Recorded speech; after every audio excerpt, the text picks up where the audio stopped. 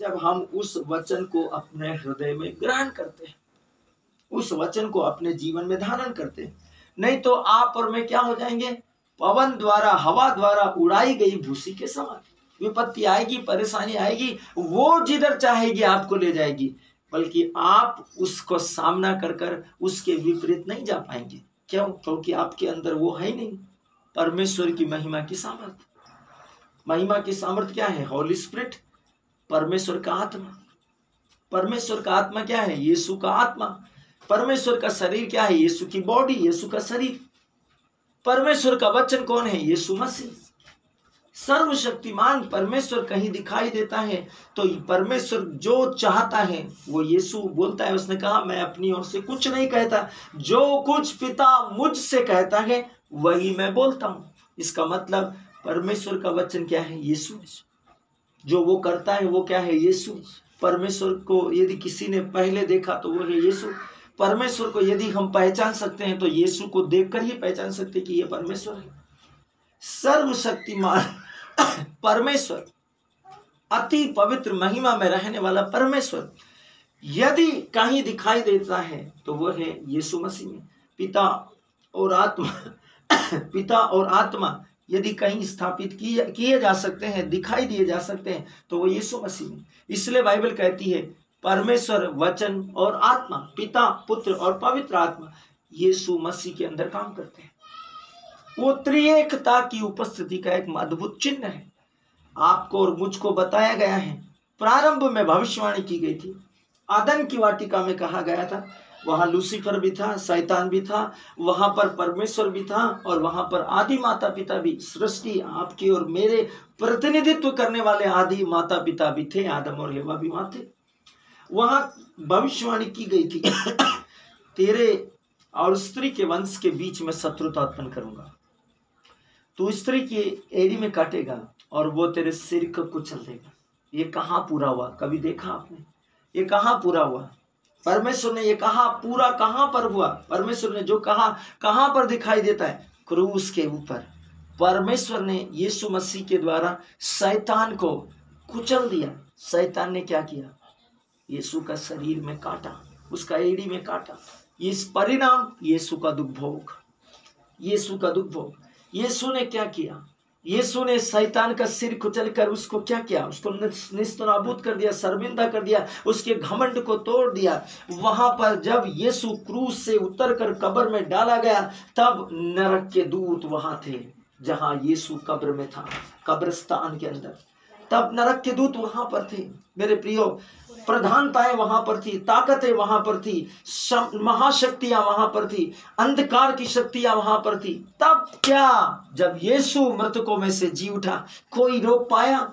अधोलोक रोक पाया? मृत्यु रोक पाई? बंधन रोक पाए? श्राप रोक पाए? मृत्यु रोक पाई? नहीं रोक पाए। उसने उनको परास्त कर दिया, कुचल दिया, पूर्ण रूप से नष्ट कर दिया, उन्हें नंगा कर दिया, निहत्ता कर दिया। परमेश्वर का वचन हमारी महिमा की आशा, उस पर विश्वास करना अनंत जीवन है, क्योंकि वो मृतकों में से जी उठा है जो अनंत जीवन है।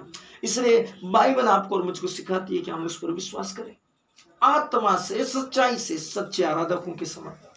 यदि आप उस बलिदान को जो यूक्रिस्ट के रूप में, होली कम्युनियन के रूप में, पवित्र मिस्सा बलिदान में होता है, उसे हल्का समझते हैं, भूल करते हैं, वह एक प्रतीकात्मक आपकी और मेरे लिए दिया गया है। याद रखना, शैतान हराया गया है, शैतान सर्वनाश किया गया है, शैतान कुचल दिया गया है। याद रखना, याद रखना, याद रखना, याद रखना। यीशु ने यही बोला, मेरे आने तक यही करना। प्रभु यीशु के आने तक यही करना उसने बोला है। इसलिए जब जब आप यूकरिस्तीय समारोह में, जब जब आप प्रभु भोज में सम्मिलित होते हैं, आप उसके आने तक उसकी मृत्यु, जीवन और पुनरुत्थान की घोषणा करते हैं। आपको घोषणा करने के लिए कहा गया है, आप घोषणा करते हैं। इसलिए उसमें बहुत पवित्रता के साथ, धार्मिकता के साथ, सत्यनिष्ठा के साथ, आध्यात्मिकता के साथ, विश्वास के साथ में उस पवित्र शरीर और रक्त को ग्रहण करें, ताकि आपके अंदर अनंत जीवन काम करे, आपकी आत्मा में अनंत जीवन की सामर्थ्य काम करे। विश्वास की सामर्थ्य, सत्यनिष्ठा की सामर्थ्य, धार्मिकता की सामर्थ्य, महिमा की सामर्थ्य, अनुग्रह की सामर्थ्य काम करे। मेरे प्रियो, परमेश्वर सर्वशक्तिमान का वचन बहुत स्पष्ट है। भजन संहिता स्त्रोत ग्रंथ अध्याय 2 वचन संख्या 1 से 12 तक परमेश्वर का वचन बहुत स्पष्ट है। यहाँ पर बहुत बहुत स्पष्ट। हम आज 2 ही भजन गाएंगे, लेकिन 2 भजन बहुत अद्भुत है। वचन बहुत स्पष्ट रीति से कहता है, पुत्र का राज्याभिषेक। पुत्र का राज्य अभिषेक। पुत्र कौन है? आप और मैं। लेकिन आप और मैं परमेश्वर के पुत्र कब बनते? जब आप और मैं परमेश्वर की इच्छा को अपने जीवन में पूरी करते हैं। परमेश्वर की इच्छा को पूरी करना, तब आप और मैं परमेश्वर के पुत्र बन जाते हैं। तब जब आप और मैं परमेश्वर के पुत्र बन जाते हैं, तब क्या होता है? पवित्र आत्मा स्वर्ग से उतरता है। पवित्र आत्मा जब स्वर्ग से उतरता है, तब क्या होता है? आत्मा में नया जीवन। यीशु ने कहा था, निकोदेमुस, जब तक कोई नए सिरे से जन्म न ले, परमेश्वर के राज्य में प्रवेश नहीं कर सकता। जब आप परमेश्वर के राज्य में प्रवेश करते हैं, तब क्या होता है? तब आप नई सृष्टि बन जाते हैं। पुराना मनुष्यत्व निकल गया। अब आपके अंदर कौन है? परमेश्वर सर्वशक्तिमान। उसने कहा, हम मनुष्य को अपना प्रतिरूप बनाए, अपने समानता में, अपने जैसा। उसने ये भी कहा, मनुष्य हमारे समान बने, पिता और पुत्र और पवित्र आत्मा के समान। तब क्या मेरे प्रियो, जब यीशु मसीह मरियम के गर्भ में आपके और मेरे जैसे अब बनकर एक संसार में एक मनुष्य के रूप में आया, वो कैसे था? आपके और मेरे जैसे। उसने आपको प्रमाण दिए कि उसने आपको सचमुच अपने जैसा बनाया है। आई बात समझिए? उसने प्रमाण दिया है। और फिर वो आपको बोलता है, परमेश्वर मनुष्य शरीर में। इसका मतलब आप कौन है? परमेश्वर मनुष्य शरीर में। उसने आपको अपनी समानता में बनाया है। उत्पत्ति में लिखा है, मेरे विचार नहीं है, परमेश्वर के शब्द है। हम मनुष्य को अपना प्रतिरूप बनाए। प्रतिरूप का मतलब सोचिए, आईने में खड़े हो जाइए, अपना प्रतिरूप दिख जाएगा, अपना प्रतिबिंब दिख जाएगा। इसका मतलब आप कौन है? परमेश्वर यहोवा का प्रतिनिधि, परमेश्वर यहोवा के समान। यदि आप परमेश्वर यहोवा के समान है, तो वो परमेश्वर है, तो आप कौन हुए? परमेश्वर सर्वशक्तिमान। बाइबल हमको बताती है भजन संहिता अध्याय 2 में, पुत्र का राज्याभिषेक। जब वचन आपके अंदर आ जाएगा, पवित्र आत्मा आपके अंदर आ जाएगी, तब आप कौन हो जाएंगे? त्रिएक ईश्वर की उपस्थिति। त्रिएक ईश्वर की उपस्थिति। परमेश्वर का जीवन जब आपके अंदर है, पुत्र का जीवन आपके अंदर है, तो अनंत जीवन आपका। आप पिता और पुत्र और पवित्र आत्मा की उपस्थिति है। यही कारण है कि पेत्रुस पेंतकोस्त के बाद उसने सुंदर नगर नामक फाटक के पास में जाकर कहा कि मेरे पास तुम्हें देने के लिए कुछ नहीं है। किससे? उस लंगड़े व्यक्ति से, जन्म से लंगड़े व्यक्ति। लेकिन जो कुछ मेरे पास है, उसके पास क्या था? उसके पास था यीशु मसीह का नाम। उसने कहा, जो कुछ मेरे पास है वही मैं तुम्हें देता हूं, यीशु मसीह नाजरी के नाम में उठ और अपने घर जा। और उसी समय वो खड़ा हो गया, पूर्ण रूप से खड़ा हो गया, अपने बंधनों से मुक्त हो गया, अपने जीवन के बंधनों से मुक्त हो गया, पूर्ण रूप से चंगा हो गया। परमेश्वर आपके और मेरे जीवन में है। उस वचन की उपस्थिति में उस महिमा की आशा को पुकारे अपनी आत्मा में और बोले, क्योंकि वचन भजन संहिता अध्याय 2 आपसे और मुझसे कहता है, पुत्र का राज्याभिषेक। वचन 1 बोलता है, जाति जाति के लोग क्यों हुल्लड़ मचाते हैं और देश देश के लोग क्यों षड्यंत्र रचते हैं। आपको सोचना पड़ेगा, इन दिनों हमारे खंडवा शहर में, हमारा मध्य प्रदेश में, हमारा देश में क्या हो रहा है। आपको सोचना पड़ेगा, इसके विषय में चिंतन करो। आप इसके विषय में सोचो, वचन में क्या लिखा है। परमेश्वर का वचन में लिखा, जाति जाति के लोग क्यों हुल्लड़ मचाते हैं और देश देश के लोग क्यों षड्यंत्र रचते हैं। आप और मैं इसको सोचें, वचन में लिखा है आपका और मेरा जीवन में। इसलिए क्योंकि परमेश्वर के पुत्रों का अभिषेक नहीं है, पवित्र आत्मा से भरे हुए नहीं है। वे इस समाज के तत्वों के जीवन के अनुसार संचालित किए जा रहे हैं, आत्मा के साथ नहीं। आत्मिक पुरुष को डर और भय की जरूरत नहीं। उसको पता है यहोवा मेरे साथ है, वो जहां जाएगा यहोवा उसके साथ है। उसको भीड़ से डर नहीं लगेगा। आगे आप सुनेंगे, उसको भीड़ से डर नहीं लगेगा। वो मुसीबतों से, संकटों से, बाधाओं से, समस्याओं से और विपत्तियों से नहीं डरेगा। उसको मालूम है कि उसका बचाने वाला सर्वशक्तिमान यहोवा उसके साथ है। परमेश्वर के वचन में आया है कि जाति जाति के लोग हुल्लड़ मचाते हैं और देश देश के लोग षड्यंत्र रचते हैं। कलीसिया के साथ आज ऐसा क्यों है? क्योंकि कलीसिया ने उसके वचन को त्याग दिया है।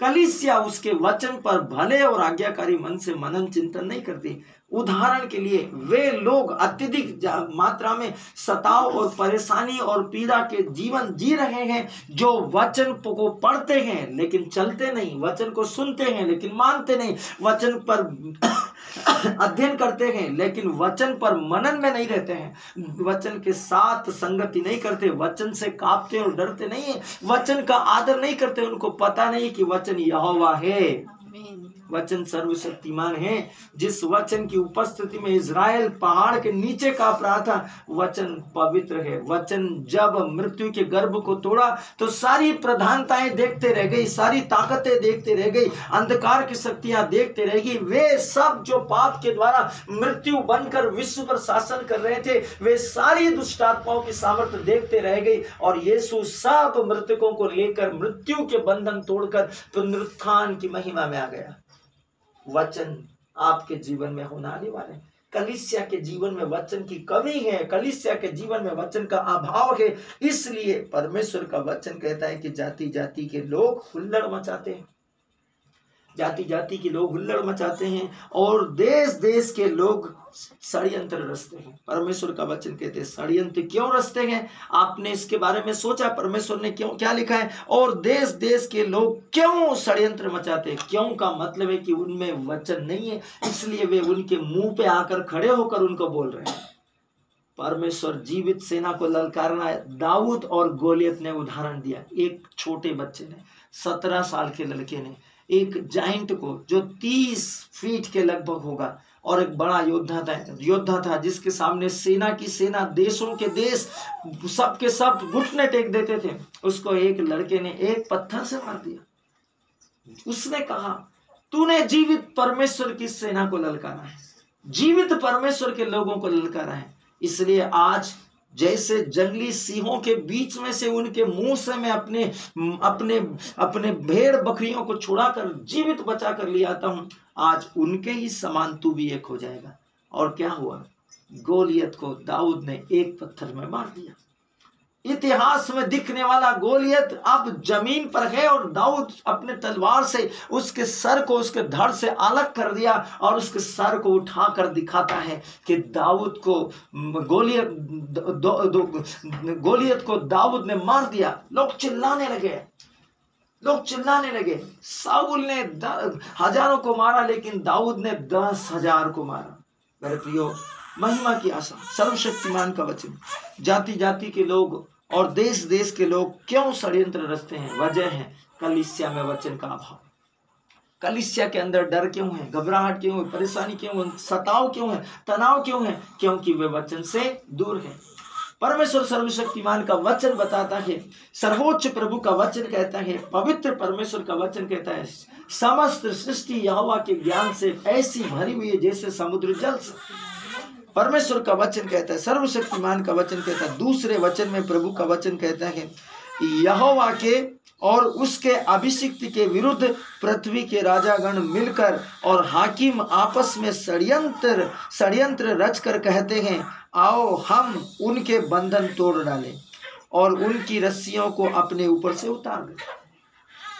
पृथ्वी के राजा लोग, पृथ्वी के हाकिम, पृथ्वी के अधिकारी, पृथ्वी के सारे लोग मिलकर षड्यंत्र रचते हैं और कहते हैं कि आओ हम उनकी रस्सियों को और उनके बंधनों को अपने पर से उतार डालें।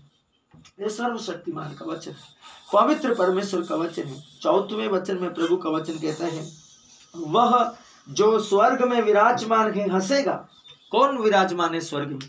पवित्र परमेश्वर, सेनाओं का परमेश्वर, पवित्रों का पवित्र, अति पवित्र परमेश्वर यहोवा ही है, जो स्वर्ग में भी हो सकता है और यीशु मसीह के रूप में पृथ्वी पर भी हो सकता है और पवित्र आत्मा के रूप में वो पवित्रों के बीच में और यीशु मसीह की बोलने और सुनने और कहने के अनुसार काम भी कर सकता है। ये परमेश्वर ही है जो 3 स्थान में एक समय में रहकर काम कर सकता है। एक ही जगह पर तीनों जन दिखाई दे सकते हैं। यह परमेश्वर ही है, यह यहोवा ही है जो ऐसा कर सकता है। इसलिए वचन कहता है, वह जो स्वर्ग में विराजमान है हंसेगा। प्रभु उनको उपहास में उड़ाएगा।